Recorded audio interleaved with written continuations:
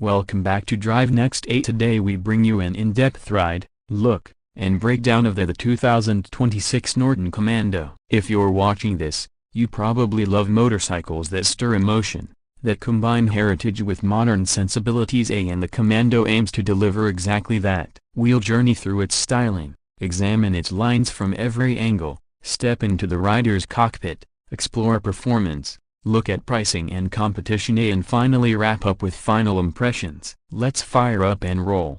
I twist the key, the twin-cylinder heart burbles to life with a throaty note that immediately commands your attention. This isn't a silent electric machine, you know it's alive. The exhaust tone is rich, deep, authoritative. As I ease it forward, the Commando feels poised, and once rolling, it asks only for more. From the very first glance, the exterior of the 2026 Commando aims to walk a tightrope between tradition and modern refinement. Up front, the round headlamp gives it that classic soul, but it's framed in a modern housing with LED elements hidden within, striking a balance. The front forks are upside down, with gold finish stanchions, lending both performance flair and visual drama. Twin discs and radial mount calipers hint at its stopping power credentials, not just styling flourishes. The fender is minimal, carbon or composite material likely, hugging the tire closely to reduce bulk. The front view overall presents an aggressive yet composed face, a mixture of vintage cues and modern aggressiveness. From the side, the silhouette is perhaps the most telling. The sculpted tank with subtle knee cutouts flows into a narrow seat and compact tail. The frame is exposed in tastefully brushed or painted metal, with the engine as a central visual actor. The exhaust routine is purposeful, low and flowing, merging beautifully with the lines of the frame rather than being an afterthought. The wheels are spoked, classic in style, but use modern materials and tires. The suspension components are visible and purposeful, and the bike's stance is neither too laid over nor too upright. It suggests a ride that honors balance. At the rear, the tail is clean and taut. The rear fender is reduced to the essentials. The tail light is a slim LED strip or carefully integrated unit. The license plate bracket is tucked in, not flapping under the wheel. The exhaust exits are symmetric, with chrome or brushed finishes, and they complement the rear visual weight. The swing arm is rigid, with a strong muscular presence, and the chain or drive system is neatly exposed, adding to mechanical beauty. The rear shocks are visible, like the Ahlen's or another premium brand, and you can see adjusters for preload or damping. Walking around the bike, every angle reveals detailing, pinstriping or subtle graphics on the tank, machined edges on the engine casings, polished welds on the frame, and contrasts between matte and gloss surfaces. Some components may sacrifice opulence, switchgear, mirrors, but the overall visual effect is arresting. Sliding into the rider's position, you instantly feel the design intent. The seat is truncated, narrow, and firm, not built for plush touring comfort, but built to give you connection. The tank narrows at the knees, allowing you to grip with legs and feel intimately tied into the machine. The foot pegs are slightly rear set, giving sportiness without being extreme. Handlebars, depending on variant, flat or clip-ons, place you in a lean that is neither fully aggressive nor upright, just right for balancing control and feel. Instrumentation is analog leaning with clear dials. A tachometer and speedometer are prominent, but expect minimal digital distractions.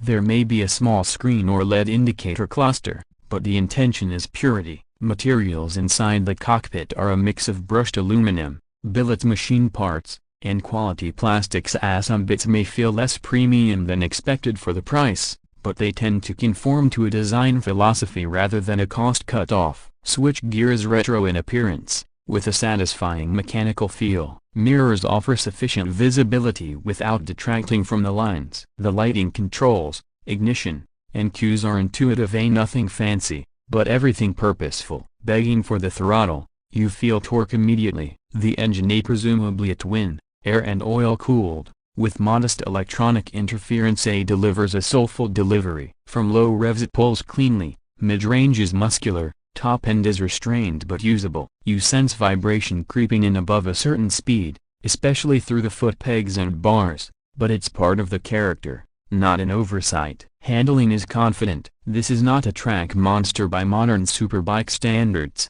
but it is composed and engaging. In corners the bike leans in with intention, Torque delivering the power you need. Suspension is firm, not soft, but not punishing, with feedback that tells you what the road is doing.